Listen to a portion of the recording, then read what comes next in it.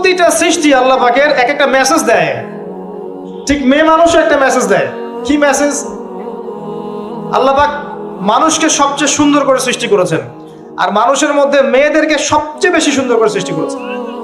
আল্লাহ পাকের সবচেয়ে সুন্দর সৃষ্টি হচ্ছে মেয়েরা, এবং তারা খুব নরম হয়, নরম, প্রজাপতি ধরার মতো। প্রজাপতিকে ধাপ করে ধরতে পারবেন না আপনি।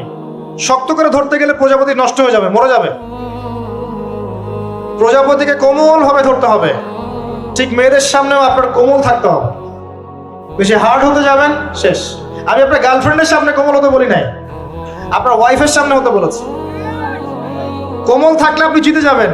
দেখবেন দুনিয়ার চিল্লা ফাল্লা করছে আপনার বাসায়, আপনি চুপচাপ আছেন পাহাড়ের মতো, কোমল আছেন। 5 মিনিট পর দেখবেন নিজেই ঠান্ডা হয়ে এসে বলছে, আচ্ছা সরি, ভুল হয়ে গেছে। আর যদি আপনি চিল্লা ফাল্লার কাউন্টার দিতে যান, তাহলে দেখবেন সুটকেস গোছানো শেষ, বাবার বাড়ি চলে গেছে। ডিল করা খুব ডিফিকাল্ট। এখানে আপনাকে খুবই সবরের পরিচয় দিতে হবে। আল্লাহ পাক বোঝার তৌফিক দান করুন। আর আমরা মা বোনদেরকে রিকোয়েস্ট করব, 4টা মূলনীতি মেনে কাপড় চোপড় পরবেন।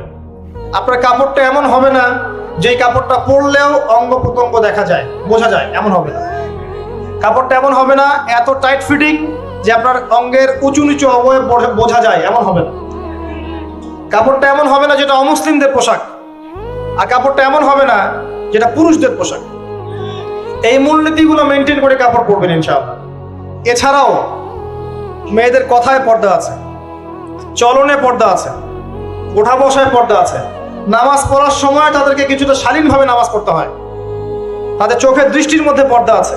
এগুলো কে শিখাবে এখনকার মেয়েদেরকে? সবসময় বিজি দেখবেন নতুন কোন সিরিয়াল আসছে, নতুন কোন ফ্যাশন আসছে, নতুন কোন পার্লারে কি আসছে, কোন কাটিং আসছে, কোন নায়িকা আসলো। ওই যে বাংলাদেশে কোন এক নায়িকা আসছে, তাই নিয়ে মিডিয়াতে এমন তোলপাড়, মনে কি নাকি একটা অবস্থা। আল্লাহর কাছে তোমার কি মূল্য আছে হে? আল্লাহর কাছে তোমাদের কি মূল্য আছে? তোমরা কি 5 ওয়াক্ত নামাজ পড়ো? তোমরা কি পর্দা করো? তোমাদের মধ্যে হায়াবোধ কিছু আছে? তোমরা মানুষকে ভালো কিছু শেখাও, সমাজকে ভালো কিছু দাও, শালীন কিছু দাও। আল্লাহর কাছে তোমাদের কি মূল্য আছে? নবী সাল্লাল্লাহু আলাইহি ওয়াসাল্লাম তো জাহান্নাম দেখে সেই কথাটাই বলেছেন, আমি জাহান্নাম দেখে আসলাম, সেখানে বেশিরভাগ অধিবাসী হচ্ছে মেয়ে, নারী। কি কারণ? তারা এমন কাপড় চোপড় পরে বাইরে ঘুরতো, যেই কাপড় পরেও তারা নগ্ন থাকতো। আমি কি ব্যাখ্যা করতে হবে? আপনি দেখতে পারেন না? এবং তারা স্বামীর সাথে কুফরি করত। সারা জীবন স্বামী যদি তাদের ভরণ পোষণ দেয়, ভালোবাসে, মহব্বত করে, তাদের জন্য জীবনটা ক্ষয় করে ফেলে, এক পর্যায়ে গিয়ে বলবে, সারাটা জীবন তোমার কাছে কিছুই পাইলাম না। বাস্তব। এগুলোর কারণে মেয়েরা বেশি বেশি জাহান্নামে যাবে। এবং তারা মানুষ মারা গেলে মাতম করে, বুক পিঠ চাপড়ায়, এই কারণে যাবে। এবং তর্ক লাগলে অভিশাপ দেয় বেশি, এই কারণে যাবে। আল্লাহ পাক আমাদের মা বোনদেরকে হেফাজত করুন। তবে একটা হাদিস আছে সুসংবাদের। নবী সাল্লাল্লাহু আলাইহি ওয়াসাল্লাম বলেছেন, একজন নারী যদি 4টা কাজ করতে পারেন, জান্নাতের যে কোনো দরজা দিয়ে ইচ্ছা প্রবেশ করতে পারবেন। 1 নাম্বার 5 ওয়াক্ত নামাজ, 2 নাম্বার রমজান মাসে সওম, 3 নাম্বার আপনার লজ্জাস্থানের হেফাজত অর্থাৎ খাস পর্দা, এবং 4 নাম্বার আপনার স্বামীর আনুগত্য। ফ্যামিনিস্ট আকীদার মেয়ে হলে আনুগত্যকে দাসত্ব মনে করে, স্বামীর আনুগত্যকে তার দাসত্ব মনে করে। স্বামী কে? স্বামীর সম্মান বোঝেন আপনি? স্বামী কে? যার ব্যাপারে নবী সাল্লাল্লাহু আলাইহি ওয়াসাল্লাম বলেছেন, আমি যদি আল্লাহ ছাড়া অন্য কাউকে সেজদা করতে বলতাম, তাহলে মেয়েদেরকে বলতাম তারা যেন স্বামীদেরকে সেজদা করে। আপনাকে আমি কিভাবে বুঝাবো স্বামী কে, স্বামীর মর্যাদা কোথায়? এগুলো কি ইসলাম মেয়েদেরকে ডমিনেট করছে এগুলো দিয়ে? কেন? এই স্বামী আপনার জন্য সারাটা জীবন ক্ষয় করে ফেলে। একটা চোর পর্যন্ত, একটা চোর, একটা করাপ্টেড মানুষ, দুর্নীতিগ্রস্ত মানুষ, সে চুরি করে, দুর্নীতি করে এনে বাচ্চাকে খাওয়ায়। একটা ধর্ষক পর্যন্ত ওর মেয়েকে আদর করে। পুরুষ মানুষ কি জিনিস কেমন করে বুঝবেন? সারাটা জীবন ক্ষয় করে ফেলায়। যদি আপনি তার আনুগত্য করেন, তার সামনে সুন্দর মতো থাকেন, তার কথার সাথে তর্ক না করেন, ভালোবাসা দিয়ে থাকেন, আপনার জন্য সে জীবন দিতে প্রস্তুত থাকবে। এরকম পুরুষ মানুষ। আপনাদেরকে কেউ চোখ তুলে তাকালে চোখ তুলে ফেলাবে, এরকম পুরুষ মানুষ। আর এখন তো পরিস্থিতি ডিফারেন্ট। বাসায় পুরুষ বাইরের ছেলের সাথে ফোনে প্রেম হয়ে গেছে, পালায় চলে গেছে, বিয়ে করে ফেলছে। দেখবেন বাসায় স্ত্রী আছে, বাইরের মেয়ের সাথে প্রেম করে বিয়ে করা শেষ।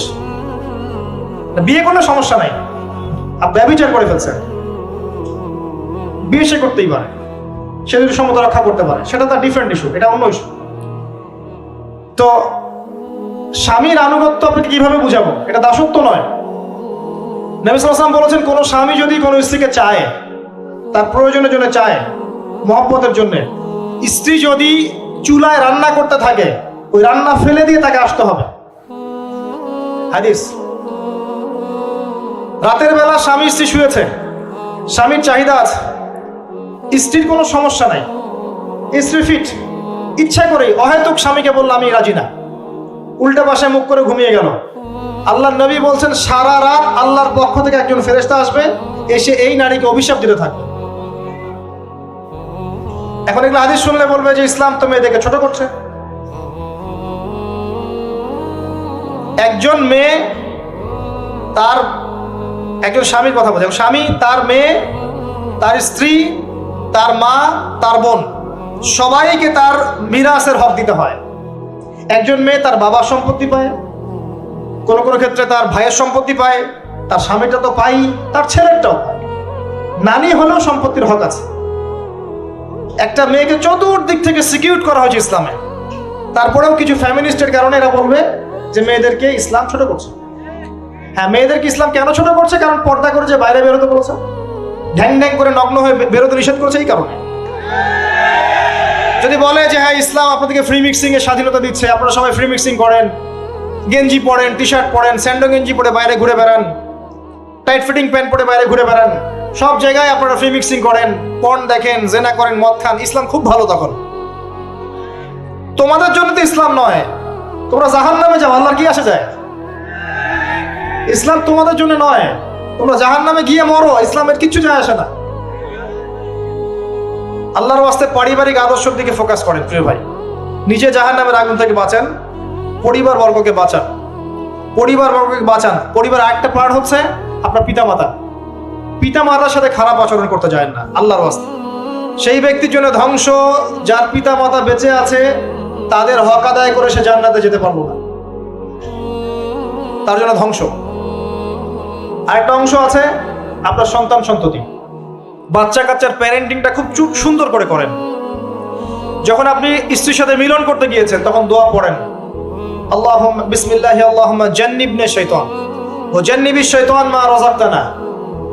আমার মনে হয় এখনকার জেনারেশন যেগুলো আছে ফাসেক, মাদক সেবন করে, পর্নোগ্রাফিতে আসক্ত, ইয়াবাখোর, স্মাগলিং করছে, চুরি করছে, হাবিজাবি, ধর্ষণ করছে, আমার মনে হয় না তাদের পিতামাতা তাদেরকে জন্ম দেওয়ার সময় এই দোয়াগুলো পড়েছিল। কারণ পিতামাতা এই দোয়া পড়লে ওই সন্তানকে শয়তান স্পর্শ করতে পারে না। সন্তান হবে, সন্তান ছেলে হোক মেয়ে হোক, আপনার এটা নিয়ে মন খারাপ করার কিছু নাই। একজন কন্যা সন্তানকে লালন পালন করে সৎপাত্রে পাত্রস্থ করলে এই মেয়ে পরকালে আপনার জন্য জাহান্নামের আগুন থেকে ঢাল হয়ে যাবে। যার কাছে দুইজন মেয়ে আছে, দুইটা মেয়েকে সে ভালো করে মানুষ করেছে, নবী সাল্লাল্লাহু আলাইহি ওয়াসাল্লাম বলছেন সে জান্নাতে আমার সাথে এমন করে থাকবে, এইভাবে। কেউ যদি বিধবার দায়িত্ব নেয়, সেও নবী সাল্লাল্লাহু আলাইহি ওয়াসাল্লামের সাথে এইভাবে থাকবে। এতিমের দায়িত্ব নেয়, এইভাবে থাকবে। ফ্যান্টাসিতে ভুগছেন, একটা এতিম মেয়েকে বিয়ে করেন, একটা অসহায় তালাকপ্রাপ্ত মেয়েকে বিয়ে করেন, একটা বিধবা মেয়ে যার স্বামী মারা গেছে, কেউ নাই দেখার, তাকে বিয়ে করেন, তারপরে বোঝা যাবে আপনার মধ্যে কতটুকু দিন আছে। আর বর্তমান সভ্যতা আমাদের কি সমাধান দিবে?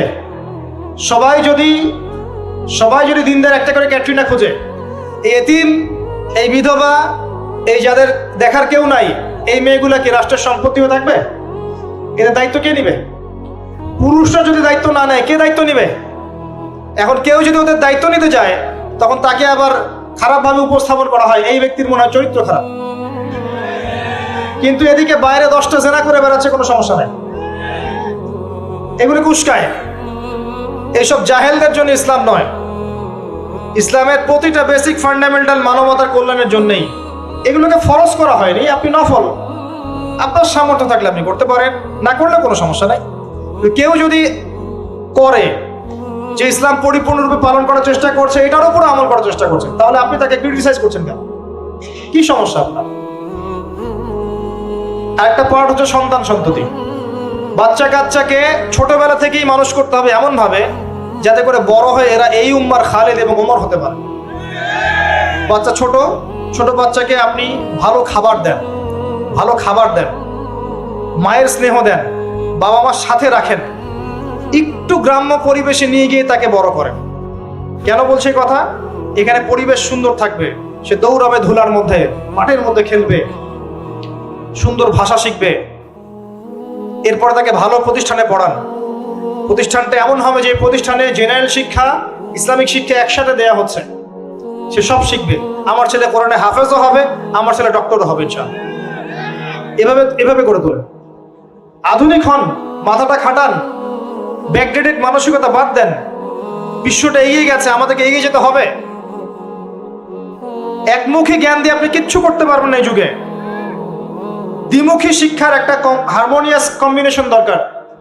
আমাকে কোরআন জানতে হবে, সায়েন্সও জানতে হবে, নাহলে আমি সায়েন্স দিয়ে কোরআনকে ব্যাখ্যা করতে পারবো না, কোরআন দিয়েও সায়েন্সকে ব্যাখ্যা করতে পারবো না। জানতে হবে আমাদেরকে।